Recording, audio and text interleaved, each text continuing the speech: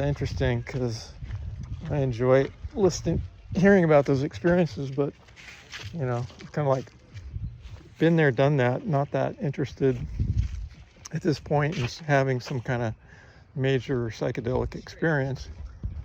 I think these guys are having a minor psychedelic experience. I can smelling some kind of good herb.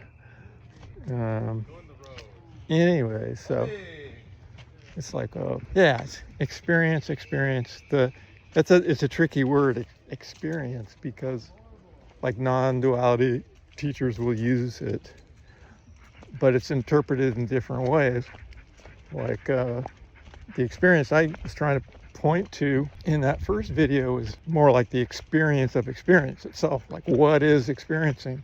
I mean, that's the whole aim or point of self-inquiry, right? Who or what is experiencing? Who awakens to what? Oh, what is this guy doing? He's got a little chihuahua or something. Very tiny chihuahua. God, I thought that was like I thought it was a squirrel or something. It was so tiny. I'm making a little video, so. Cute, huh, Bender? What are you making a video of? I'm just talking to friends. Oh yeah. Oh, okay, okay. Talking about, you know, non-dual philosophy or whatever insights I have. Can I get perfect? Yeah. Who would non-dual philosophy be attributed to? Attributed to? Yeah, like who is there a kind of a founder of that specific? Well, some say Ramana Maharshi, Atmananda Krishna Menon. It's a good question. I don't know really who started it, but it's like so it's just more like Eastern. Mostly, but I mean, if you look at like Christian mysticism, there's the same basis, you know. Like not two. Bacon. I'm just joking. I'm just joking. I consider him a sage. Oh, Francis Bacon, huh? Yeah. Hey, buddy. Was an author of Shakespeare. Oh, right. Yeah, nobody knows some of those. Who's the author? But yeah, Shakespeare was pretty profound in some. Yeah, totally. He's kind of non-dual. So non-dual would just be, you mean like atom, like, or like not two. Indivisible. Yeah. The monad. In other words, by looking at what you're not, you can find out what you are, because we're not this separate thing. That literally reminds me of the Tao Te Ching. It's like the eternal Yeah, absolutely. Tao. Yeah, totally. Is the one that's it. That's one of my main inspirations. Is, cool. Because it's very much like not two. Yeah. You know, can't be named. Yeah, that's it. And I don't even know the endings of any of them. I just know that which cannot be named, or the eternal Tao is. And then there's another line that comes after, and I'm pretty sure it goes, is the thing that cannot be named. Or the Tao that can be named is not the true Tao. Right. Is how it starts. And but that's the most famous part. I haven't memorized any of it, but some of it just comes to mind sometimes. It's really perfect. Yeah. So do you think that the Bhagavad Gita is off of a real event, depicted about a real event, or do you no? I think think it's a story, but it's very metaphorical and you know, beautiful. Have you ever heard of the like the action figure? You know, it's like, should I go into battle? Right. Yeah. With my cousins, nonetheless, against my cousins, like my other family members. Right. Make it the most dramatic as possible. It's, you know, it's an allegory. It helps people that have questions or they want to know how to act in life, and you know, because they think it's about non-action, which but non-action isn't right action, or it's right not about isn't necessarily what is considered good or bad. Or at a deeper level, it's not about action or not action, so it doesn't matter. Whatever is need to be done in the moment is what's need to be done in the moment. When you said that, I got goosebumps. That struck a nerve. All right, brother. I did my job. Dun, dun, dun. Wait, God? On such a sunny day. Perfect, man. Look at these beautiful clouds. Yeah, totally, man. What's your name? Eric. Eric? Randy. Yeah, so probably if you Google or go on YouTube and you look for Emptiness Soup, it'll come up. Like I said, it only has like a few videos right now, and most of them are like this friend, Paul Hederman. I put a clip from his on there, and I put some Francis Lucille. I used to hang out with him a lot. Okay. And I'm just starting to put stuff of my own just for fun up there. You just doing raw talks, unedited, or are you getting the best Well, parts? that's the good question. Do I want to do all that frickin' editing? Right, yeah. But I need to, because otherwise people, you know, if I'm like trying to think of a word, I'm sitting there, they're going to get bored. You know, it's like, what's the point of putting that shit in there? There's something, honestly, I'm like right in the middle. I appreciate raw, unedited, because it's just, that's what it is. It's raw. It's like, I get to see the funniness of just that's kind of my Zen thing, you know. Let's just put it up there. That's what I did with the first video. It was just me rambling about something that was an audio. Yeah. But I go back and listen to it, and I'm like, oh man, this has some good moments. Mostly, I'm gonna take it. Totally. It's fun to do it all.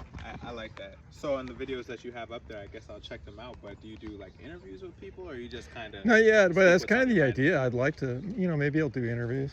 Where are you gonna take it from? I gave it to you. Give Bender the yummy. He's gonna be on that for like 20 minutes. But yeah, I think I'll edit it a little bit. You know, I'm just learning how to do video editing, so I'll take out the. And your friends' video inspired you to do that, or your friends' channels?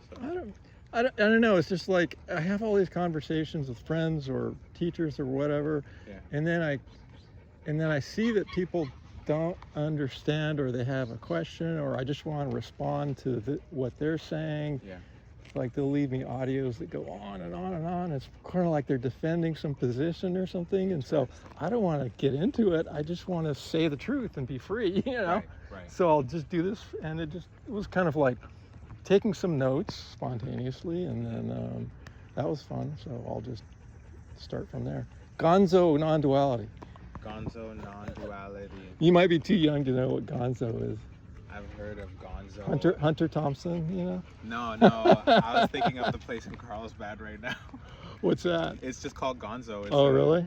It's That's a funny. ramen noodle house. Funny. People don't even know where Gonzo. He was this wild journalist. He was like, you know, Fear and Loathing in Las Vegas was originally written by Hunter Thompson. So he called the book.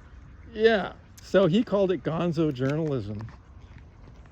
Because it's just very spontaneous, free-form journalism, not, you know, appealing to the whatever, the company, the corporate director. Not mainstream commercial. He was, so. That's good. That's a good idea. Yeah, I'd watch it. I'm going to give you a watch. I'm getting warm now. I got to go take off my subscribe. jacket. Totally. What's your name? Randy. Ray. Eric. Good to meet you. Yeah, Eric. Likewise. All right. Eric Platt. Yeah, Eric Platt. I've got a website too called On Beyond Zen. Okay. But it's kind of very philosophical. Most people don't like having. Is it dry? You might think so, but I think it's very direct but you know, I have a philosophical bent. So I like that. I'm very bent. You know who you ever heard of Jordan B. Peterson? Oh, absolutely, yeah. What do you think about him? I think he makes some good points. Yeah. I mean, you know, he's got a certain political slant and stuff.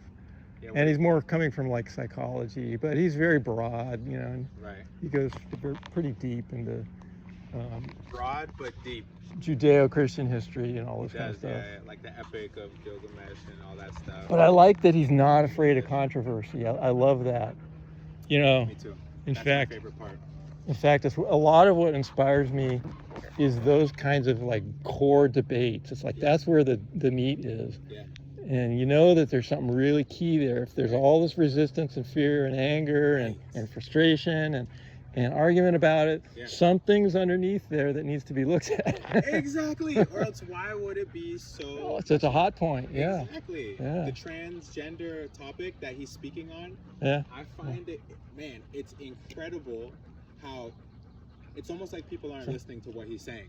And beneath that is the whole thing of identity, and that's like totally the core issue. Exactly. Like, who are we? Who the fuck are we? Your identity should not dictate if I use a pronoun or not.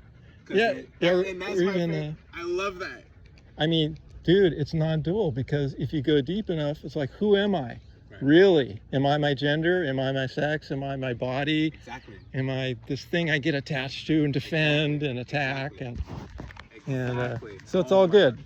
It's all good. Oh, I love that. I love that. But then you have the whole people, and I know you gotta go. No, I don't have to go anywhere. Maybe this will make it into the video. Maybe If it's still recording. Is it still recording? It's Okay. good. There's people like it's generally feminists. They're coming at him with a certain angle, and they're like, "So you're saying?" There's They're a like, lot. "What do you consider to be a Or woman?" transgender, a lot of it. Yeah. Yeah. Huh. He's like, "I consider women to be what a biologically born woman would be: have female anatomy, be able to birth a child." There's Very so many simple. like positions there. Yeah. Positions about this and It's like, that, but then they're like, "Why won't you call them she, or why won't you listen to what they're?" And he's like, "No, I will. It's not that I won't, but you can't tell me I have to." yes, then it becomes about behavior and Right. beliefs and everything. Yeah. But the hot button thing of the position of what am I or Yeah. who am I? So Yeah. so that's what gets defended. I mean, that's what nations are about too. Like, we Patriotism. are this. This is who we are. You better defend it, or who are you? You're shameful if you don't defend it and Yeah. kill the other. Yeah. It's the whole. That's the whole thing. The whole story of.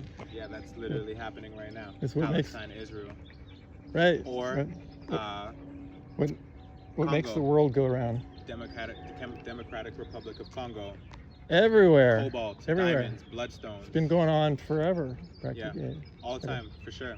Ever since someone decided I'm this and not that. Yeah, This is Yeah. this is me. That's and cool. This is not me. because it kind of like segues.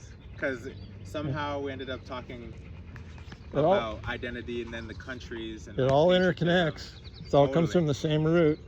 So the states Same. is basically like, I love